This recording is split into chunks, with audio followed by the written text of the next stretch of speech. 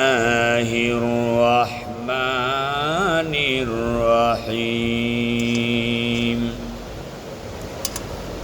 ما أغنى عني مالية هلك عني سلطانية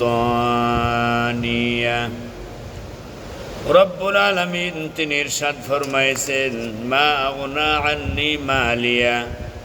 তারা বলবে, ওই সমস্ত অপরাধীরা বলবে, জুলুম নির্যাতনকারী ফ্যাসাদকারীগুলো হাসরের মাঠে তারা বলতে থাকবে, আমাদের ধন সম্পদ আমাদের কোনো কাজে আসলো না, এত ধন সম্পদ উপার্জন করলাম, মানুষের অর্থ সম্পদ লুটে নিলাম, অর্থ সম্পদগুলি কুক্ষিগত করে নিয়ে হাজার হাজার ডলার বিদেশের মাটিতে পাচার করলাম। ব্যাংকগুলি মানুষের অর্থনৈতিক যত কিছু ছিল, যত অর্থগুলি তারা সঞ্চিত করে রেখেছিল, তাদের সঞ্চিত অর্থগুলি আমরা পাচার করেছি। অথচ আজকে কিয়ামতের মাঠে দেখতে পাচ্ছি দুনিয়ার ধন সম্পদগুলি আমাদের কোনো কাজে আসলো না, কোনো উপকারে আসলো না। আল্লাহ রাব্বুল আলামিন এই পৃথিবীতে অনেকে অনেক ধরনের সম্পদ দিয়েছিলেন, টাকা পয়সা, বাড়ি গাড়ি, জায়গা জমি দিয়েছিলেন। হামান, কারুন, নমরুদ, ফেরাউন থেকে শুরু করে আল্লাহ রাব্বুল আলামিন কারুনকে অনেক সম্পদ দিয়েছিলেন। তারপরেও তার সম্পদগুলি সহ কারুনকে আল্লাহ রাব্বুল আলামিন মাটির তলে দাবায় দিয়েছিলেন। অর্থাৎ কারো কোনো সম্পদ কোনো উপকারে আসলো না। আল্লাহ রাব্বুল আলামিন তিনি আরো বলেন, হালাকা আন্নি সুলতানিয়া। সেই দিন তারা বলবে, হায় হায়, কোথায় গেল আমাদের ক্ষমতা, কোথায় আমাদের অস্ত্রবল, কোথায় আমাদের সৈন্যবল, আমাদের জনবল কোথায়?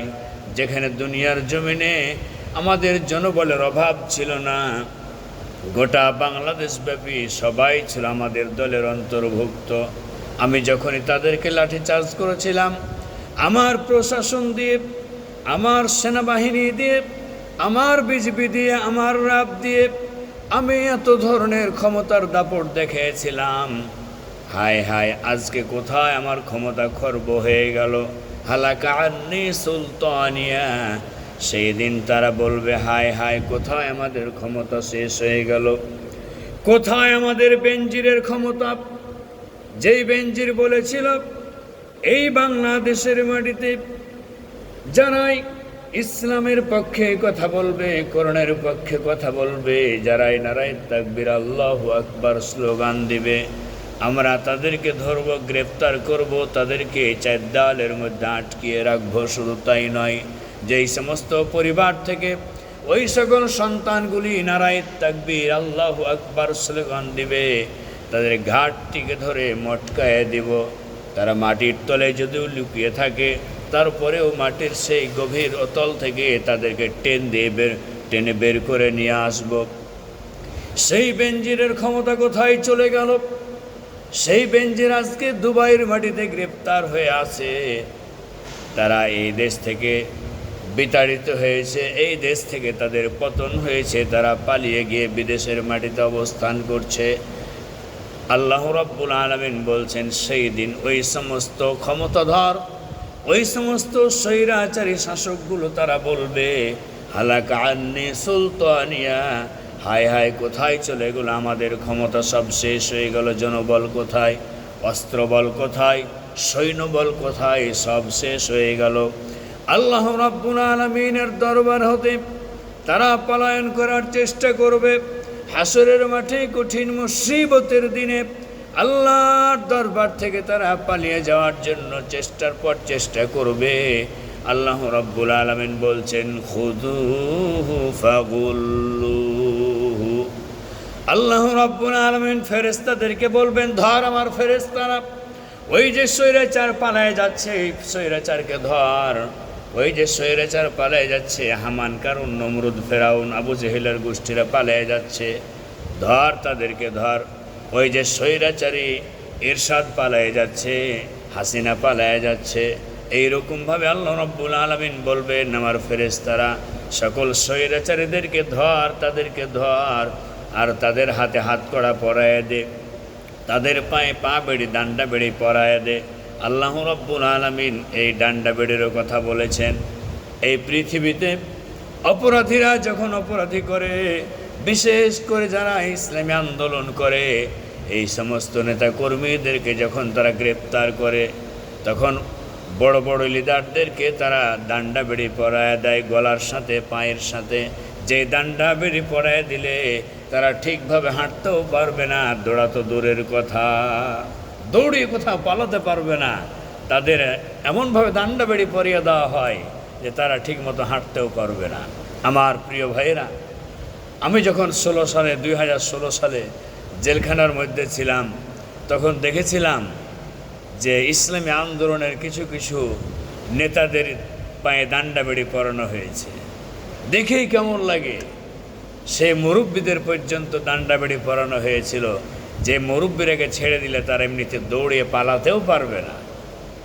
সম্মানিত উপস্থিতি আমার প্রিয় ভাইরা, তো আল্লাহ রাব্বুল আলামিনের আখিরাতের আদালতে যারা অপরাধী সাব্যস্ত হবে, আল্লাহ রাব্বুল আলামিন তাদের প্রসঙ্গে বলছেন, খুযুহু ফাগুল্লুহু, ধর ওই সমস্ত অপরাধীদেরকে ধর, স্বৈরাচারীদেরকে ধরে তাদের গলায় ডান্ডা বেড়ি পরিয়ে দে।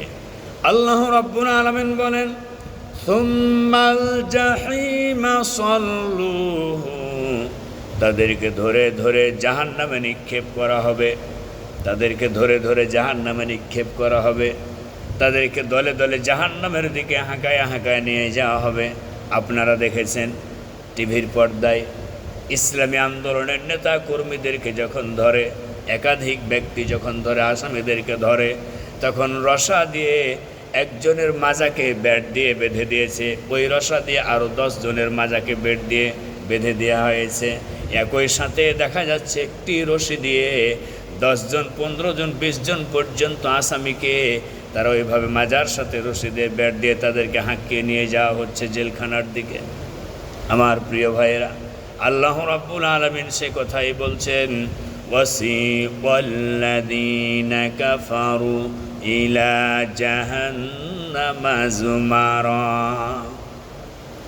হাত্তা ইযা জাউহা ফুতিহাত আবওয়াবুহা ওয়া ক্বালা লাহুম খাযানাতুহা।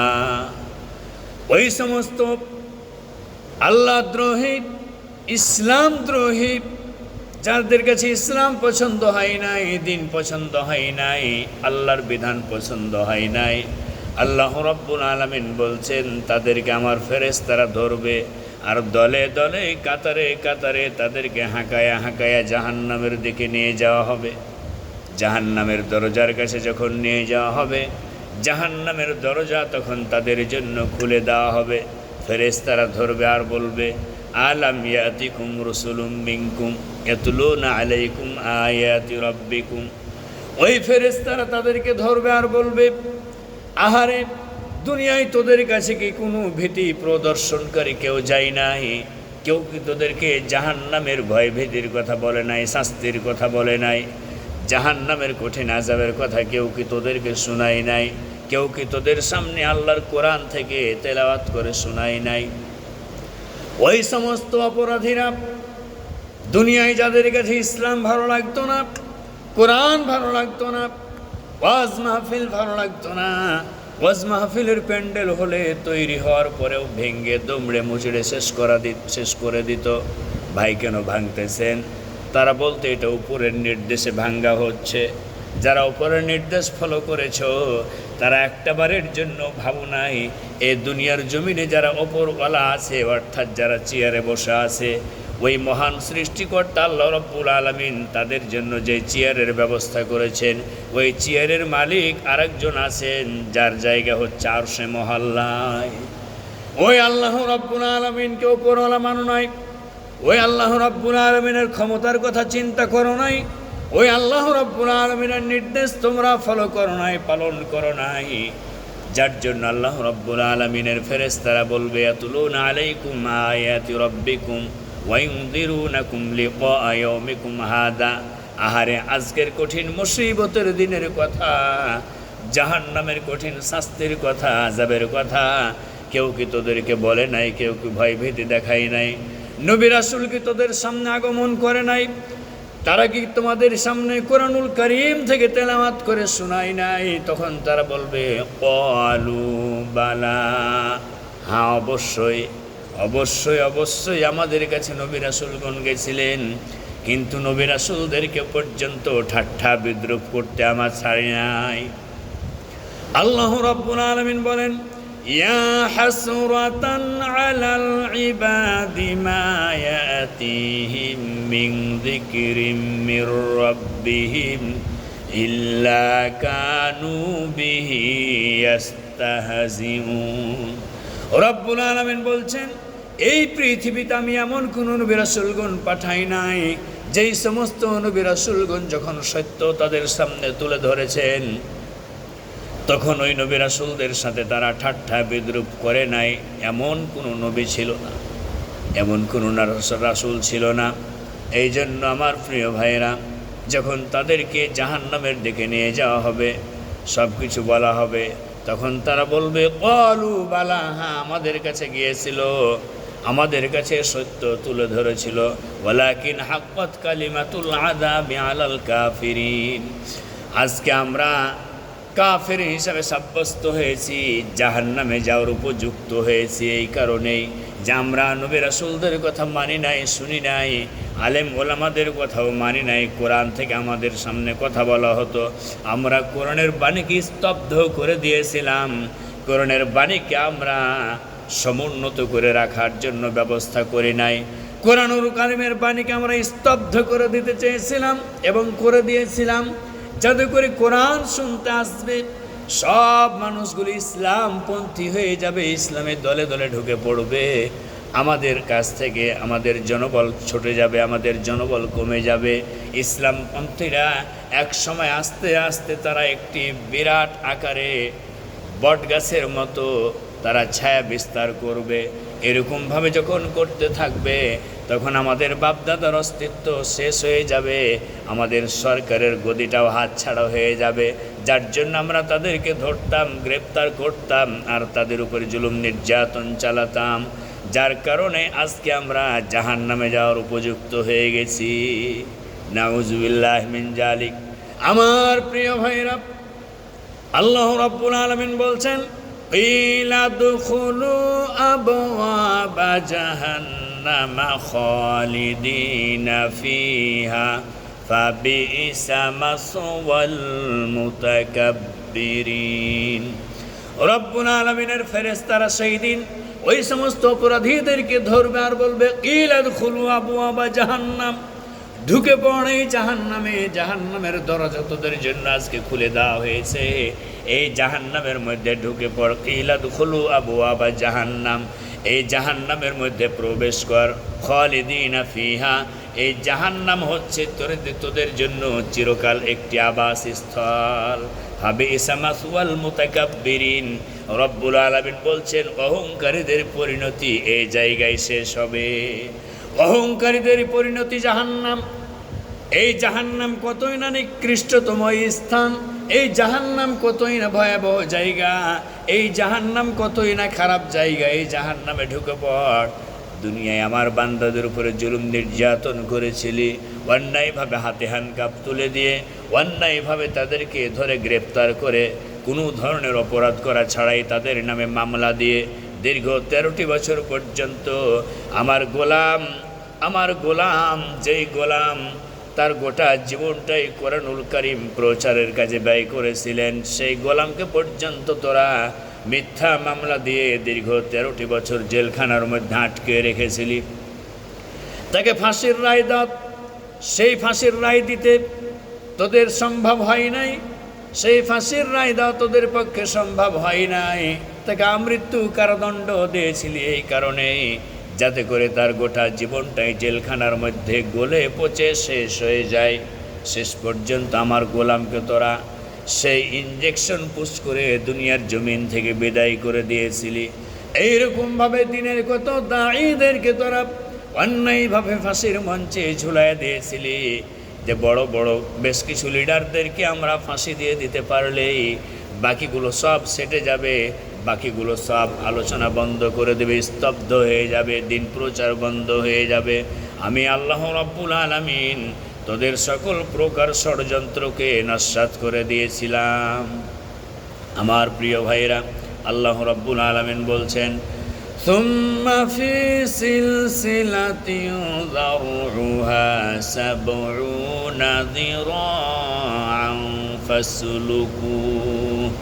আল্লাহ রাব্বুল আলামিন বলছেন, অতঃপর ধর তাদেরকে ধর, ওই সমস্ত নাফরমান বেঈমানদেরকে ধর, ওই সমস্ত স্বৈরাচারীর অনুসারী যারা ছিল তাদেরকেও ধরে ৭৭ হাত লম্বা শিকল দিয়ে তাদের হাত পা গুলিকে বেঁধে রাখ।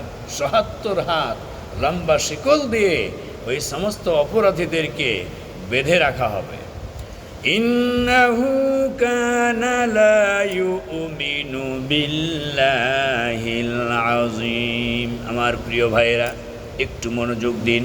আল্লাহ রাব্বুল আলামিন বলছেন, এই সমস্ত নাফরমানগুলি, এই সমস্ত বেঈমানগুলি, হারামজাদা স্বৈরাচারীগুলি, এই সমস্ত শয়তানগুলি রবের ব্যাপারে তারা মোটেও বিশ্বাসী ছিল না। আল্লাহর প্রতি তারা মোটেই বিশ্বাসী ছিল না।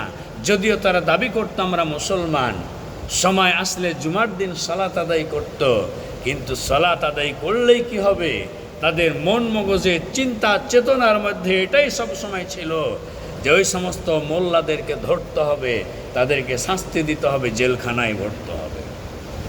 তারা ইসলাম চিনে নাই। যারা শাস্তি দিত তারা ইসলাম চিনে নাই। তারা মনে করছিল এই দুনিয়ার জীবনটাই আমাদের জন্য আসল জীবন, এরপর আর কোনো জীবন নেই। সম্মানিত উপস্থিতি, আমার প্রিয় ভাইরা, আল্লাহ রাব্বুল আলামিন বলেন, ওয়ালা তুআমুন ইল্লা মিন গিসলিন। ওই সমস্ত জাহান্নামী যারা হবে, ওই জাহান্নামীদের জন্য আমার পক্ষ থেকে তাদের জন্য খাবার পরিবেশন করা হবে। সেই খাবার হচ্ছে একমাত্র রক্ত পুঁজ মিশ্রিত পানি তাদেরকে পান করতে দেওয়া হবে।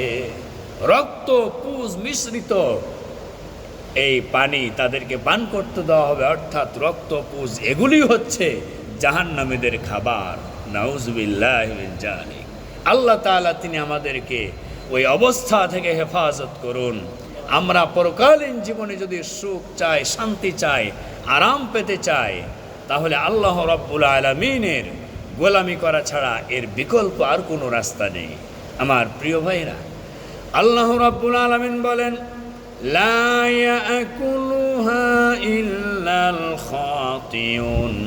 ওই সব খাবার একমাত্র যারা অপরাধী তারা ছাড়া আর কাউকে দেওয়া হবে না। যারা অপরাধী, যারা জাহান্নামী, যারা স্বৈরাচারী ছিল, তাদেরকে ওই সমস্ত খাবার খেতে দেওয়া হবে। ওই সমস্ত খাবার তাদের জন্যই উপযুক্ত।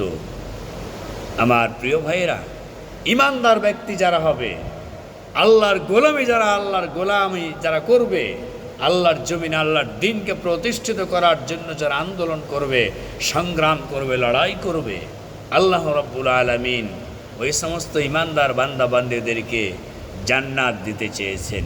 আর অপরাধীদের শাস্তির কথা সংক্ষিপ্তভাবে আপনাদের সামনে উপস্থাপন করলাম।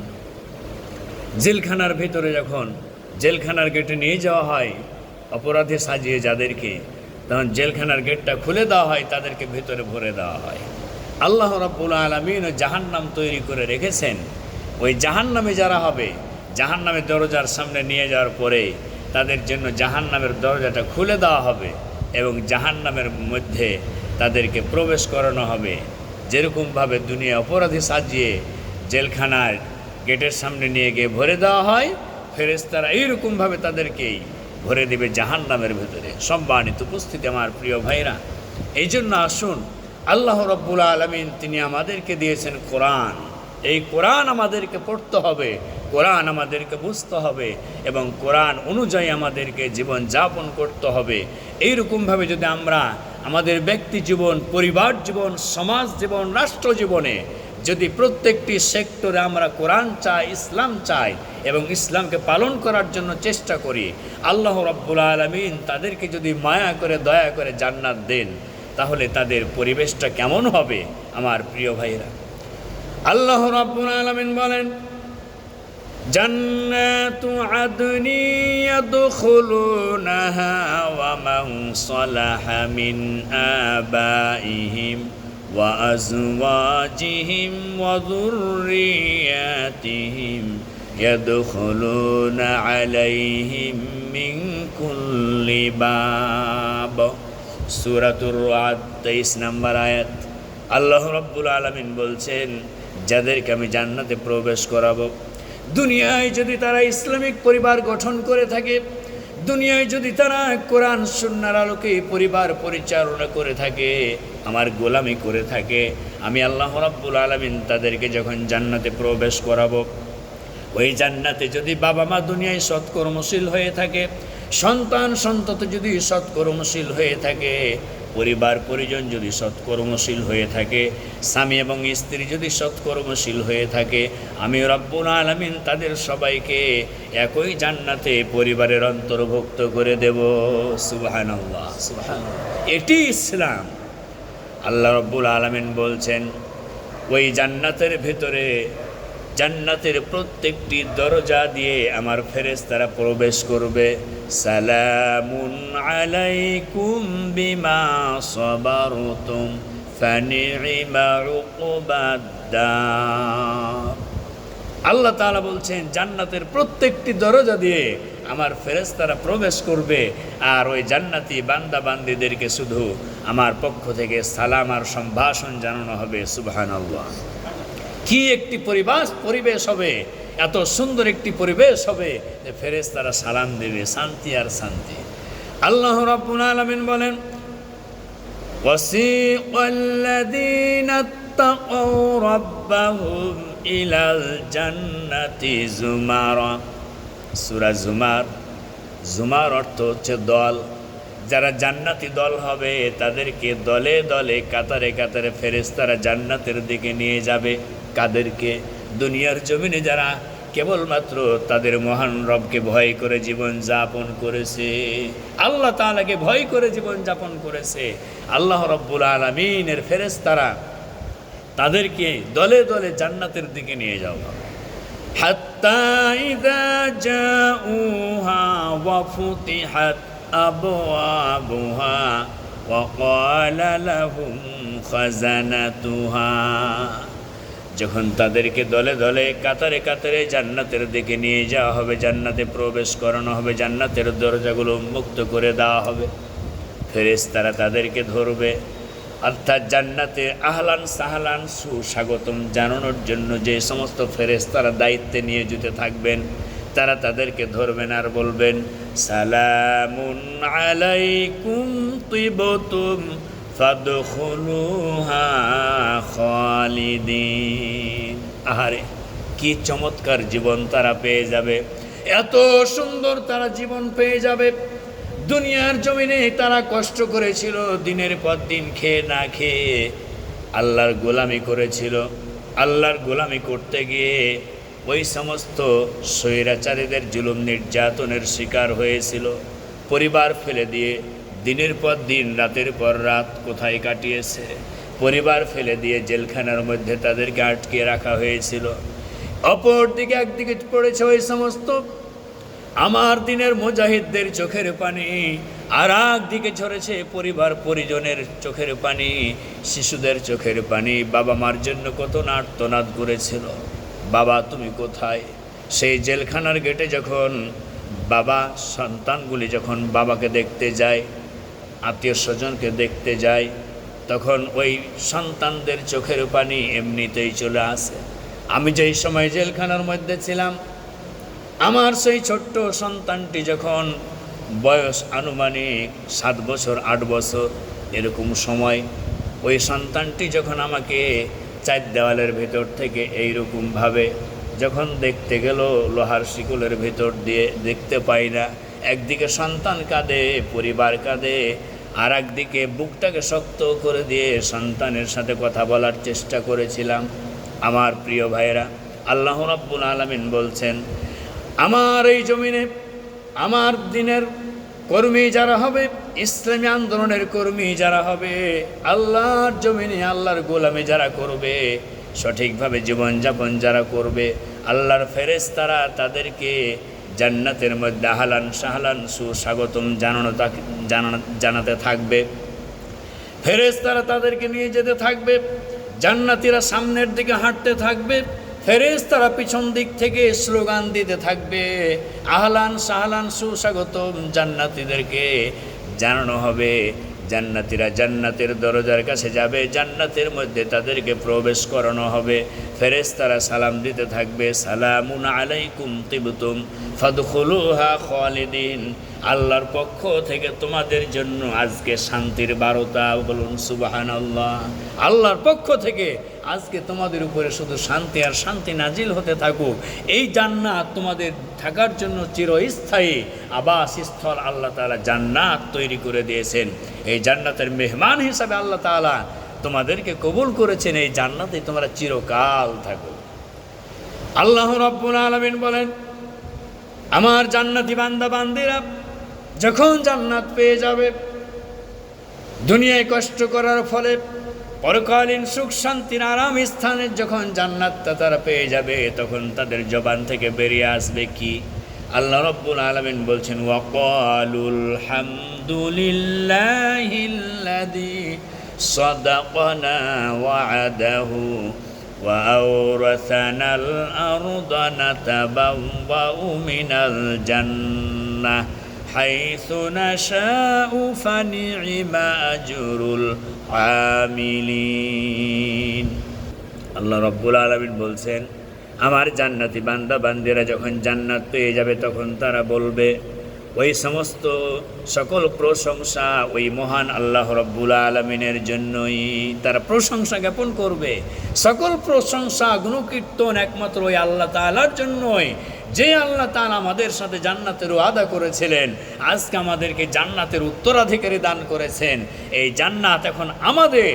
এই জান্নাতে আল্লাহ তাআলা আমাদেরকে প্রবেশ করার সুযোগ করে দিয়েছেন। ওই মহান মাবুদের সকল প্রশংসা, যিনি এই জান্নাতের মালিক, তিনি আমাদেরকে জান্নাতের মালিক বানায় দিয়েছেন। সুবহানাল্লাহ। সম্মানিত উপস্থিতি আমার প্রিয় ভাইয়েরা, তাই আসুন আলোচনা আর দীর্ঘায়িত করতে চাচ্ছি না। আল্লাহ তাআলা এমন জান্নাত দিতে চেয়েছেন। আল্লাহর রাসূল সাল্লাল্লাহু আলাইহি ওয়াসাল্লাম বলেছেন যে আল্লাহ তাআলার কাছে বান্দাকে দেওয়ার জন্য ছোট জান্নাত, 8টি জান্নাতের মধ্যে ছোট জান্নাত যেটি হবে সেটি হচ্ছে 10টা পৃথিবীর সমান। সুবহানাল্লাহ। এত সুন্দর জান্নাত, নামি দামি জান্নাত আল্লাহ তাআলা দিতে চেয়েছেন। অতএব যারা অর্জন করতে পারবে তারাই জান্নাতের মেহমান হবে। এটা অর্জন করতে হবে, অর্জন। যেমন অর্থ উপার্জন করেন মাথার ঘাম পায়ে ফেলে, কায়িক পরিশ্রম করে, অনেক কষ্ট করে, ঠিক এরকমভাবে আল্লাহর জান্নাত পাওয়ার জন্য আপনাকে প্রয়োজন বোধে আল্লাহ তাআলার জমিনে দিনের কাজ করতে গিয়ে জুলুম, নির্যাতন, টর্চারিং আপনার শরীরের উপরে আসবে। আপনাকে শত বিপদ আপদ মুসিবত পেরিয়ে আল্লাহর উপর ভরসা করে সে আল্লাহ রাব্বুল আলামিনের জান্নাত, কাঙ্ক্ষিত জান্নাত আপনাকে অর্জন করতে হবে। কেমন করে করবেন? যেমন ছোট্ট একটি ঘটনা, হযরতে বেলাল রাদিয়াল্লাহু তাআলা আনহু আল্লাহর প্রতি ঈমান এনেছিলেন, বিশ্বনবী মুহাম্মদুর রাসূলুল্লাহ সাল্লাল্লাহু আলাইহি সাল্লামের প্রতি বিশ্বাস করেছিলেন।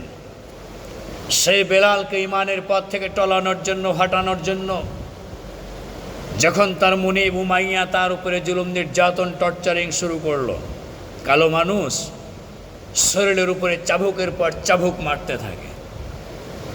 এত চাবুক মেরেছে হযরত বেলালের শরীরে যে শরীর ফেটে ফেটে সেই মরুভূমির জমিনের উপরে রক্ত গড়িয়ে গড়িয়ে পড়েছে।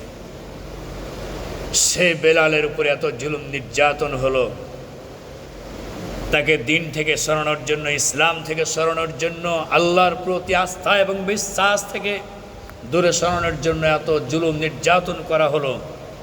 তারপরও হযরত বেলাল এক চুলো আল্লাহ তাআলার পথ থেকে দূরে সরে যান নাই।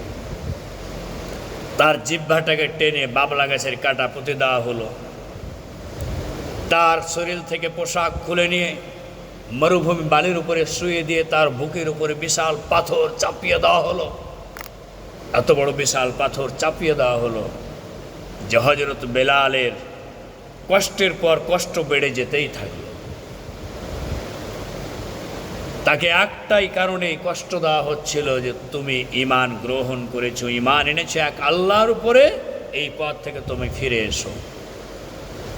যখন তার কণ্ঠরোধ করা হলো, তার কণ্ঠ থেকে কথা বেরিয়ে আসছে না, আওয়াজ আসছে না, তার জীবনটা শেষ পর্যায়ে যাওয়ার উপক্রম হলো, তখনও সে শাহাদাতে আঙ্গুল আকাশের দিকে উঁচু করে দিয়ে এই কথার সাক্ষ্যই তিনি দিয়েছেন, আল্লাহ আহাদ, আল্লাহ আহাদ, আল্লাহ আহাদ, আল্লাহ এক, আল্লাহ এক। জীবনের শেষ পর্যন্ত তিনি সে আল্লাহ একের প্রতি ঈমান এনে আল্লাহর গোলামি করে দুনিয়ার জমিন থেকে বিদায় নিয়েছেন। সেই জুলুম নির্যাতন করা হলো। এক পর্যায়ে সেই রাস্তা দিয়ে আবু বকর সিদ্দিক রাদিয়াল্লাহু তাআলা আনহু তিনি যাচ্ছেন, জানতে পারলেন যে উমাইয়া তার গোলাম বেলালকে কষ্ট দিচ্ছে। তিনি সেখানে স্বর্ণ মুদ্রা এটা ওটা নিয়ে গেলেন। এরপরে তিনি সেই উমাইয়াকে বলছেন, এই নাও, এই অর্থটুকু নাও, এই সম্পদটুকুর বিনিময়ে তুমি বেলালকে মুক্ত করে দাও। হযরত বেলালকে সেই উমাইয়ার তার মুনিবের জুলুম নির্যাতন থেকে, টর্চারিং থেকে তাকে ওখান থেকে মুক্ত করে নিয়ে আসলেন, আজাদ করে নিয়ে আসলেন। সম্মানিত উপস্থিতি, সেই বেলাল আল্লাহর রাসূল সাল্লাল্লাহু আলাইহি সাল্লাম যখন মেরাজে গিয়েছিলেন, সেই মেরাজে জান্নাত জাহান্নাম যখন তিনি দেখতে থাকলেন, জান্নাতের দিকে তিনি যখন অনুধাবন করলেন, দেখতে থাকলেন, তখন ঠিক ওই মুহূর্তেই হযরত বেলাল রাদিয়াল্লাহু তাআলা আনহুর পায়ে হাঁটার শব্দ আল্লাহর রাসূল সাল্লাল্লাহু আলাইহি সাল্লাম তিনি কর্ণে কনে কানের মধ্যে তিনি আওয়াজ শুনতে পেয়েছিলেন। সম্মানিত উপস্থিতি, এরকমভাবে অনেক ইতিহাস রয়েছে যে ইতিহাসগুলি পড়লে, সাহাবা ইকরামদের উপরে জুলুম নির্যাতনের ইতিহাসগুলি পড়লে, নবী রাসূলদের উপরে জুলুম নির্যাতনের ইতিহাসগুলি পড়লে এমনিতে অন্তরটা ব্যথায় ব্যথিত হয়ে যায়, চোখ দিয়ে পানি চলে আসে। আহারে, মানুষকে দিন বুঝানোর জন্য, ইসলাম বুঝানোর জন্য কতই না কষ্ট তারা করেছিলেন। আর আজকে আমরা মানুষকে দিনের কথা বললে, ইসলামের কথা বললে ওই একই কায়দায় তারা কেটে যায়, সরে যায়, দূরে পালিয়ে যায়।